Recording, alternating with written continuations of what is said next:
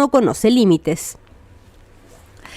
Muy bien, y ahí estaban entonces los titulares en este inicio de Mesa Central. Son las 7 de la mañana con 8 minutos, así que vamos ahora con Andrea Rivera a comenzar revisando lo más importante de la actualidad nacional e internacional, porque hay muchísimas noticias. Andrea, ¿cómo estás? Muy buenos días. Buenos días. Ha sido una semana sin descanso, podríamos decir, para la área económica del gobierno. Tremendo. ¿No es cierto? Con una serie de revelaciones que se han conocido y también advertencias que han surgido desde el Consejo Fiscal Autónomo en cuanto al gasto fiscal, que es uno de los elementos que se han configurado durante este verano para el gobierno y que han centrado la preocupación. Tanto así que el ministro de Hacienda, Mario Marcel, tuvo que interrumpir sus vacaciones para realizar ayer esta conferencia de prensa en donde defendió los polémicos traspasos que solicitó su cartera a la Corporación de Fomento de la Producción Corfo en el 2023 por alrededor de 3.500 millones de dólares que implicaron la liquidación de activos fiscales.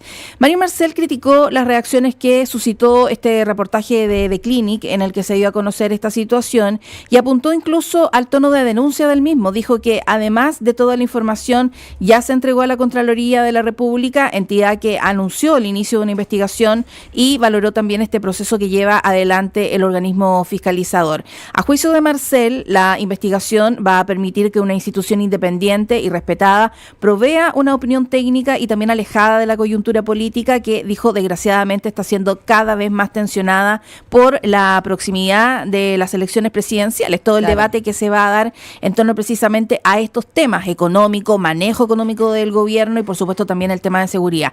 Marcel decía que en el 2023 no hubo un aumento de gasto para lo que se utilizaron los fondos y arguyó que estos ayudaron a cumplir la meta de ese año. Lejos, decía él, de deteriorar el patrimonio público, esta es una operación que permitió evitar una pérdida. Lo explicó señalando que la operación impidió que el país tenga que endeudarse y que aumente los intereses y asimismo aseguró que los recursos contribuyeron a sanear necesidades ligadas a la seguridad pública, a salud y a vivienda. Se hizo esta operación para cuidar el patrimonio fiscal, es lo que argumentaba ayer el ministro de Hacienda, Mario Marcel. Sí, decía el ministro que si no se hubiesen gastado esas platas, habrían tenido que pedir plata prestada.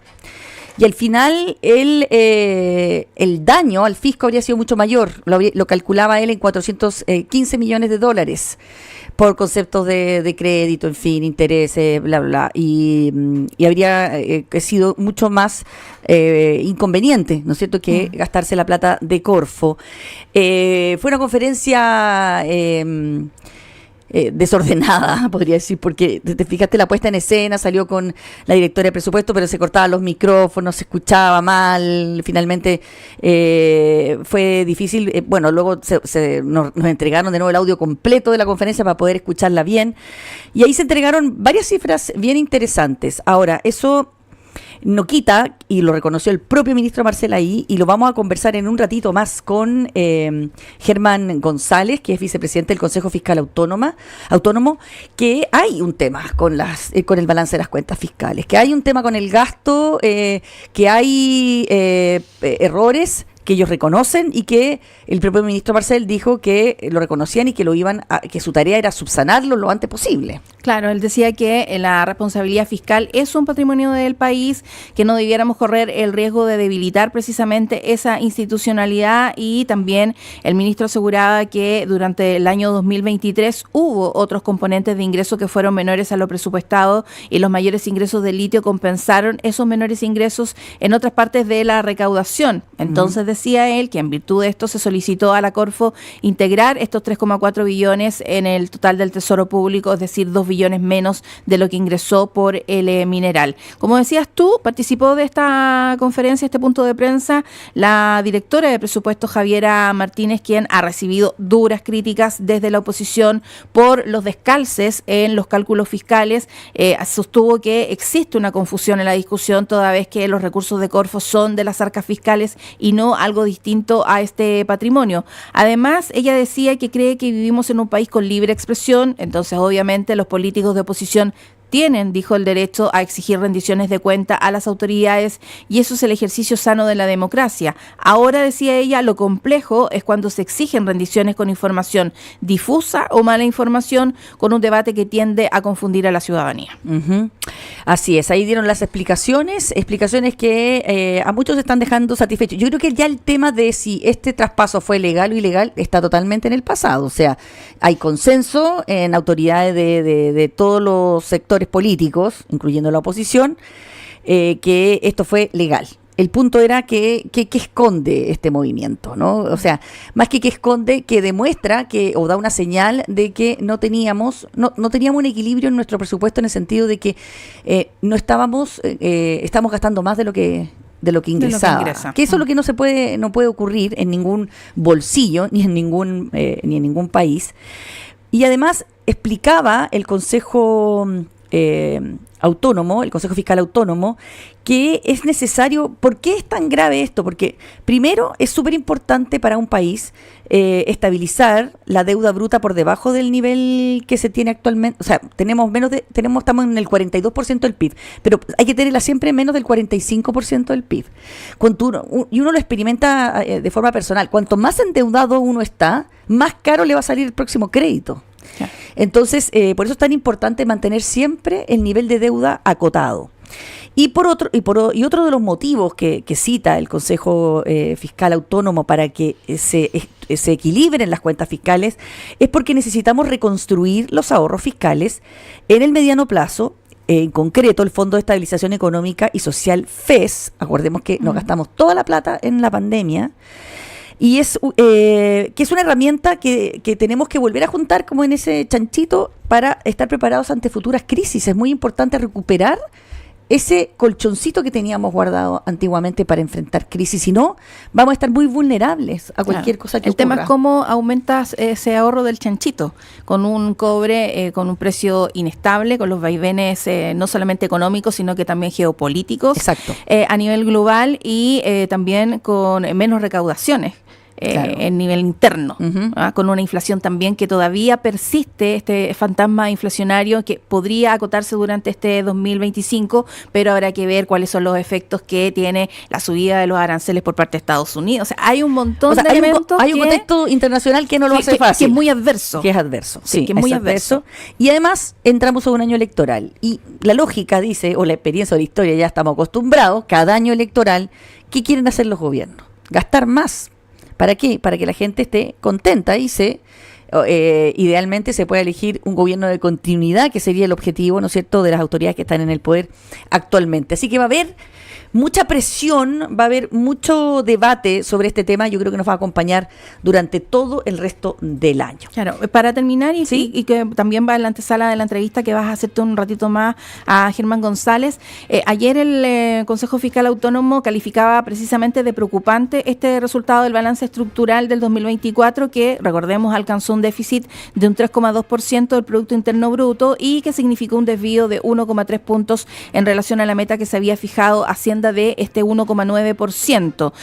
Señalaban también desde el Consejo Fiscal Autónomo que este incumplimiento envía una señal desfavorable sobre el compromiso o la capacidad del gobierno para cumplir con las metas fiscales y puede erosionar la credibilidad en la regla fiscal. Claro, ese es el otro tema importante también a tener en consideración. Ya, ¿qué más noticias tenemos en esta mañana? Ya, ayer se esperaba la sentencia por parte de la Corte de Apelaciones del desafuero contra la diputada Catalina Pérez, que, recordemos, está siendo investigada en el caso Democracia Viva. La resolución fue adoptada por unanimidad el pasado 10 de febrero y desde ese momento entonces la legisladora ahora va a tener un plazo de 5 días para apelar a la Corte Suprema, algo que tanto Pérez como su defensa han confirmado que van a realizar.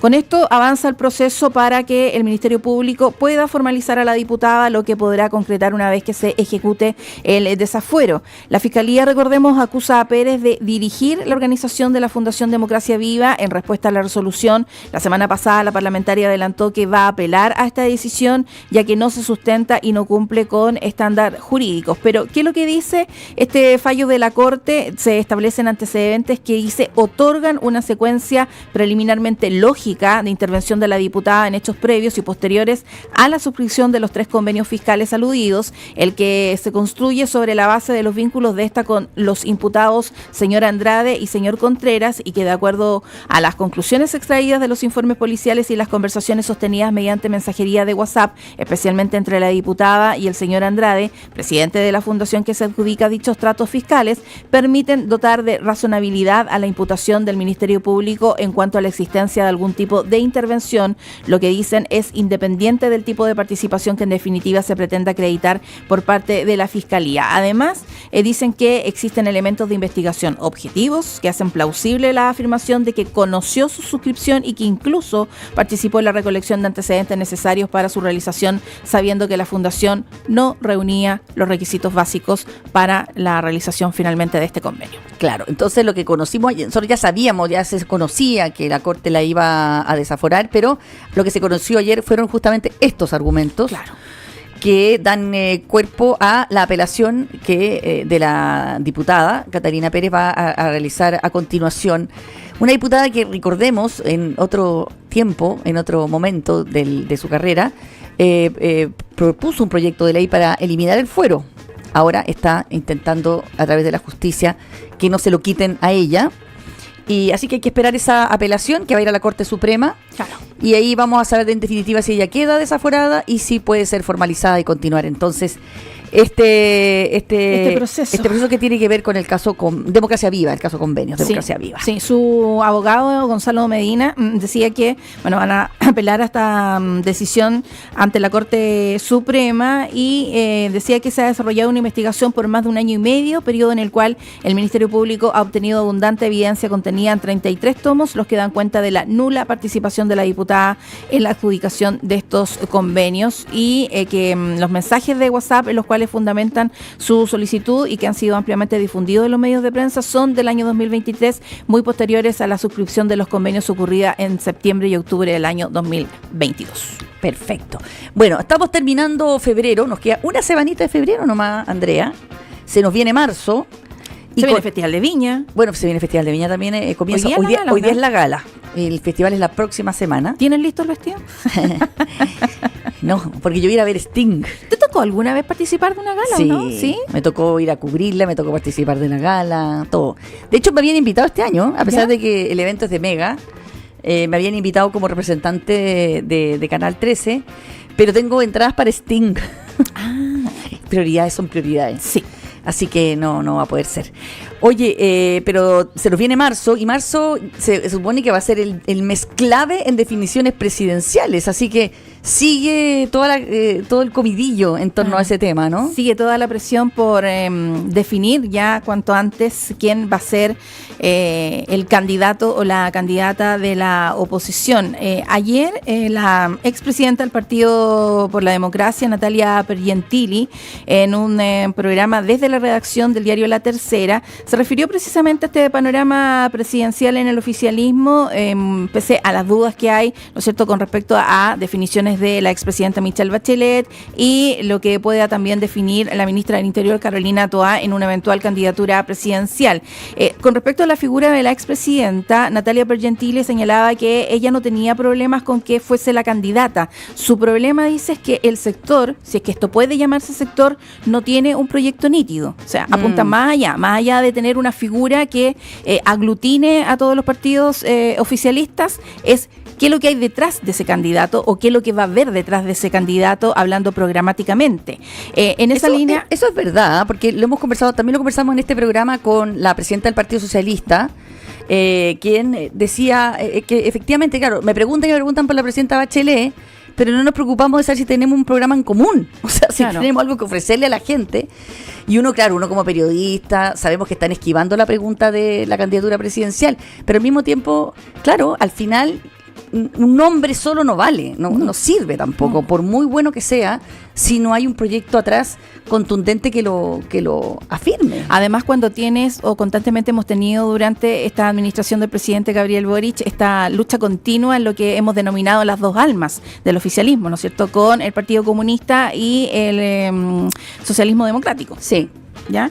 Bueno, Natalia Pergentili decía que el relato no puede ser juntarse todos contra la derecha y que eso sea lo que nos aglutine, que eso sea el engrudo, decía ella, que nos pegue. Yo creo que eso no es correcto, no está a la altura de lo que el país necesita hoy, y dijo que le cuesta ver una candidatura del PPD porque aún no ve una línea política del PPD para enfrentar las próximas elecciones, pese a la declaración pública de la colectividad dirigida por Jaime Quintana, que le da el apoyo a la ministra del Interior, Carolina Toá. Ahora, le preguntaban si ella apoyaría o no a Toá o a Bachelet. Ella respondió que si la presidenta Bachelet toma una decisión favorable, veo muy difícil que Carolina Toá sea candidata. Sí, yo creo que si la presidenta se lanza, va a ser muy difícil para cualquier otro candidato presentarse a tratar de disputarle ese puesto. Ahora, quién sabe, ¿no? Todavía falta... Es impresionante como en política nos sorprendemos siempre. Sí. Así que puede ocurrir cualquier cosa. Oye, no nos queda tanto tiempo, así que avancemos a un hecho que es bastante tremendo, porque ya ayer quedamos impactados con la ceremonia de entrega de los cuerpos de 4 rehenes por parte de Hamás, 4 rehenes que de acuerdo a Hamás fueron asesinados por un bombardeo de Israel, pero por parte de Israel fueron asesinados por los secuestradores, por el propio Hamás. Pero resultó al final que uno de esos cuerpos, además son cuerpos emblemáticos, son una mujer y sus 2 hijos que fueron secuestrados, con el papá también, el papá fue liberado, pero esta mujer con sus 2 hijos chiquititos de 8 meses y 1 año, y resulta que se transformaron en símbolo, ¿no es cierto?, de esta situación. Los entregan supuestamente ayer, pero no correspondían, dice Israel. Claro, lo que se ha conocido hasta ahora, luego de la entrega de los cuerpos por parte de Hamás, es que se logró identificar los cuerpos de los pequeños Ariel y Kafir Vivas, quienes habían sido brutalmente asesinados por los terroristas, dicen en noviembre del 2023. Esto, según arroja tanto el análisis forense como el de inteligencia. El cuerpo de Chiri Vivas, que es la madre, no logró identificarse, e incluso los restos que se suponían eran de ella no coinciden con ningún ADN o muestra genética de otro rehén israelí que está dentro de la lista de los que se espera que entregue Hamás.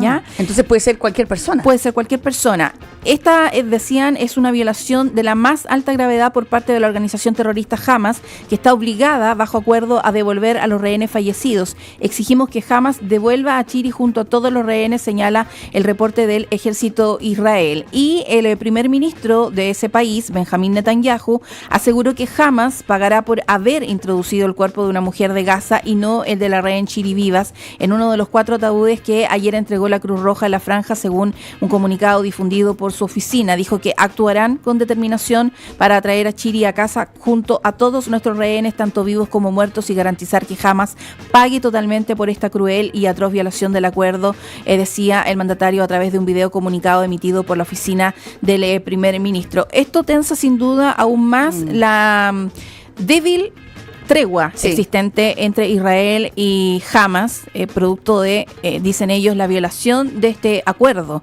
por parte de Hamás al incumplir con la entrega del cuerpo de Chiri Vivas. Así que es bastante complejo lo que está pasando ahí y tensiona aún más esta situación de débil tregua. Sí. ¿Qué habrá pretendido Hamás con eso?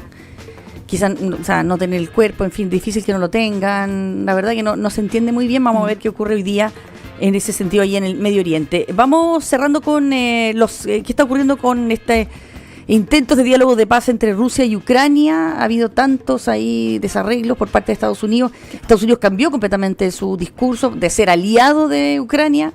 Ahora, al parecer, es su enemigo. Claro. Bueno, el jefe de la diplomacia estadounidense, Marco Rubio, justificó su reunión bilateral con una delegación rusa esta semana. Aseguró que el objetivo era verificar si Moscú eran serios ante un eventual fin de su guerra con Ucrania. No puedo responder todavía a la pregunta de si son serios sobre la cuestión de paz, afirmó el secretario de Estado estadounidense en una entrevista difundida por la red social X. La única cosa que hemos acordado es que vamos a hablar de paz, insistió el diplomático sobre su reunión en Arabia Saudí el martes con una delegación delegación rusa liderada por su homólogo Sergei Lavrov. Esta reunión disparó la tensión y provocó un cruce de reproches entre el presidente estadounidense Donald Trump y su par ucraniano Volodymyr Zelensky, que teme verse apartado de las conversaciones con Rusia. Sin embargo, Rubio defendió la necesidad de restablecer las relaciones con Rusia para poner fin al conflicto iniciado en febrero del 2022, cuando Moscú lanzó sus tropas contra Ucrania. También se han conocido otras declaraciones en las últimas horas, por ejemplo, del ministro de Relaciones Exteriores de China, Wang Yi, que aseguró que está abriendo una ventana para la paz en Ucrania después de una reunión entre diplomáticos rusos y estadounidenses en Arabia Saudita. En un discurso ante sus homólogos del G20 reunidos en Sudáfrica, Yi dijo que las llamadas para unas conversaciones de paz han aumentado recientemente y se está abriendo una oportunidad para la paz. Perfecto, Andrea. Ahí vamos, entonces quedamos informados de esos dos conflictos, el de Medio Oriente, el de Rusia-Ucrania, y seguimos conversando de más noticias. Claro, les actualizamos el estado de salud del Papa. ¿Ya? Adelantamos que va bien. Va bien, incluso se levantó hoy día, parece. Sí, se levantó, tomó desayuno, no está cursando un cuadro febril, es lo que se informa desde el Vaticano. Muy bien, seguimos en un ratito más. En un ratito más nos vemos. En Mesa Central, resumen de noticias.